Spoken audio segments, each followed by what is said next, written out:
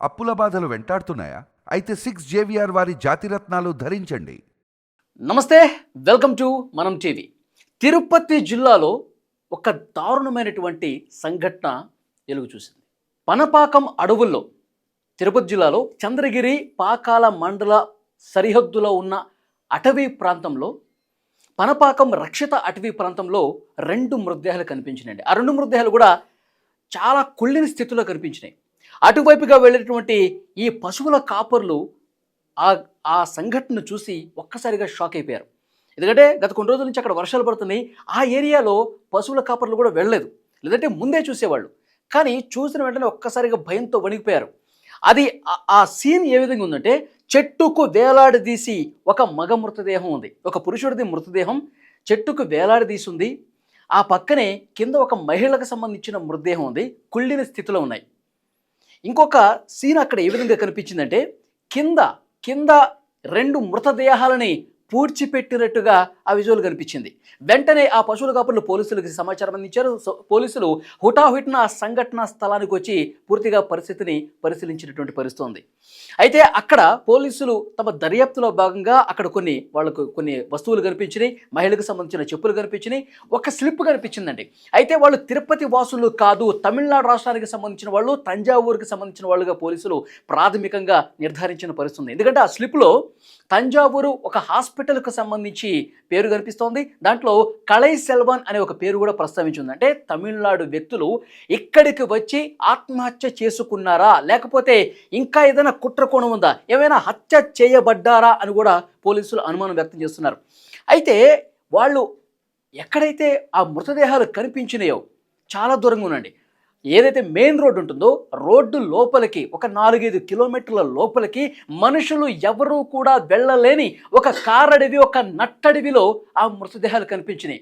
నిజంగా చనిపోవాలనుకున్న వాళ్ళు ఈ సరిహద్దు దాటి రాష్ట్రం కాని రాష్ట్రం వచ్చి ఇక్కడ ఇంత లోపలికి వెళ్ళి మనుషులు వెళ్ళలేని పరిస్థితుల్లో కూడా అంత దూరం ప్రయాణించే వాళ్ళు ఎందుకు సూసైడ్ చేసుకుంటారు? లేదు అంటే కనుక ముందే చంపేసి అక్కడ హత్య చేసి ఆత్మహత్యగా చిత్రీకరించే ప్రయత్నం చేశారా? దీని మీద కూడా చాలా అనుమానాలు కనిపిస్తున్నాయి. అయితే పోలీసులు అక్కడ ఆ సీన్ చూసిన తర్వాత ఒక 2 మృతదేహాలు పిల్లలకు సంబంధించి కూడా వాళ్ళు పూడ్చిపెట్టారు. ముందు పిల్లల్ని చంపేసి తర్వాత వాళ్ళని పూడ్చిపెట్టేసి ఆ తర్వాత ఆ భార్యని ఒక కుటుంబంగా భావిస్తూ ఉన్నారు పోలీసులు. భార్యని చంపేసి ఆ తర్వాత అతను ఆ చెట్టుకి సూసైడ్ ఏమన్నా చేసుకున్నాడా, ఊరి వేసుకున్నాడా? ఇది తిరుపతిలో ఒక సంచలనమైనటువంటి వార్తగా కనిపిస్తోంది. అందరూ కూడా స్థానికులు భయభ్రాంతులకు గురైనటువంటి పరిస్థితి ఉంది. ఆ పశువుల కాపర్లు పోలీసులకు అది చూశారు కాబట్టి చెప్పిన పరిస్థితి ఉంది, లేకపోతే ఇంకా కుళ్ళినటువంటి పరిస్థితి ఉంది. 4-5 రోజులు అయ్యి ఉండొచ్చు అని చెప్పి పోలీసులు చెప్తా ఉన్నారు. ఇప్పుడు ఎక్కడ తమిళనాడులో ఆ తంజావూరుకు సంబంధించిన పోలీసులు కూడా ఇన్ఫర్మేషన్ ఇచ్చారు. వాళ్ళు కూడా దర్యాప్తు చేస్తూ ఉన్నారు. వాళ్ళు అసలు ఎవరు, అక్కడ స్థానికంగా కూడా ఏమీ మిస్సింగ్ కేసులు నమోదు కాలేదంట. మరి ఈ కుటుంబం ఎవరు, ఎందుకు వీళ్ళు రాష్ట్రం కాని రాష్ట్రం వచ్చి తిరుపతి అడవుల్లో చావాల్సినటువంటి పరిస్థితి వచ్చింది? ఎవ్వరికీ అంతుపట్టనటువంటి విషయంగా కనిపిస్తోంది. అక్కడ ఆ మహిళకు సంబంధించిన దుస్తులు కనిపిస్తున్నాయి, చెప్పులు కనిపిస్తున్నాయి, అక్కడ పూడ్చిపెట్టినట్టుగా పరిసరాలు కూడా కనిపిస్తూ ఉన్నాయి. కానీ దీని వెనకాల ఏదో ఒక మర్మం దాగి ఉంది.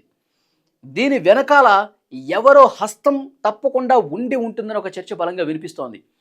ఎందుకంటే అక్కడ దొరికినటువంటి ఆ మెడికల్ చీటీలో కూడా ఏం రాసుంది? సైకలాజికల్గా ఎవరైతే ఇబ్బంది పడుతూ ఉంటారో, మెంటల్గా ఎవరైతే ఇబ్బంది పడుతూ ఉంటారో ఆ ట్రీట్మెంట్కు సంబంధించినటువంటి స్లిప్గా పోలీసులు నిర్ధారించారు. అంటే ఒక సైకలాజికల్ ప్రాబ్లమ్స్తో ఆ కుటుంబం మొత్తం సతమతమవుతుందా, ఒక అరుదైన వ్యాధితో ఏమైనా సతమతమవుతుందా, అందుకే సూసైడ్ చేసుకోవాలని చెప్పి ఇంత దూరం వచ్చారా?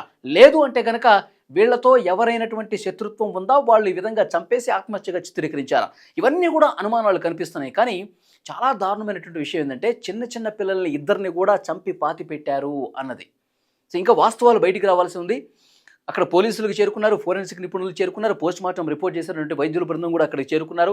ప్రస్తుతం పోస్ట్ మార్టం కొనసాగుతుంది.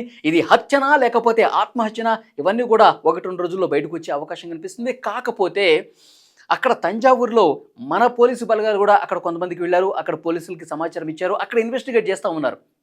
అసలు ఎవరు ఈ సెల్వన్ అనే వ్యక్తి, ఎవరు? ఆ హాస్పిటల్కి నేరుగా వెళ్తున్నారు, హాస్పిటల్లో సీసీ ఫుటేజ్ పరిశీలిస్తూ ఉన్నారు, అక్కడ డాక్టర్ని కూడా క్వశ్చన్ చేస్తూ ఉన్నారు. ఈ సెల్వన్ ఎవరు అనే దాని గురించి కూడా ఇంటరాగేట్ చేస్తున్నటువంటి పరిస్థితి ఉంది. నిజంగా చాలా దారుణమైన విషయం. నిజంగా చచ్చిపోవాలి అనుకుంటే అక్కడే వాళ్ళ ఊరిలోనే లేకపోతే ఇంకా అంత అత్యంత సమీపంగా ఏదైనా చేసుకొని ఉండొచ్చు. కానీ వేరే ఎక్కడో ఎవరికీ ఎలాంటి సమాచారం రాకూడదు, మేము చనిపోయాం అనుకుంటున్న విషయం కూడా ఎవరికీ తెలియదు అని వచ్చారా? లేకపోతే చంపేసి అక్కడే తమిళనాడులోనే ఈ ఇన్ఫర్మేషన్ పోలీసులకు తెలియకుండా దూరంగా పడేద్దామని తిరుపతి అడవుల్లో పడేశారా? ఇవన్నీ కూడా చాలా అనుమానాలు కనిపిస్తున్నాయి. సో డెఫినెట్‌గా ప్రతి ఒక్క ఆధారాన్ని పోలీసులు ఆ సంఘటనా స్థలంలో తీసుకున్నారు. అక్కడ దొరికినటువంటి ఆ కుటుంబ సభ్యులు ఎవరైతే నలుగురు చనిపోయి ఉన్నారో ఆ కుటుంబ సభ్యులకు సంబంధించిన ఆధారాలు కూడా సేకరించారు.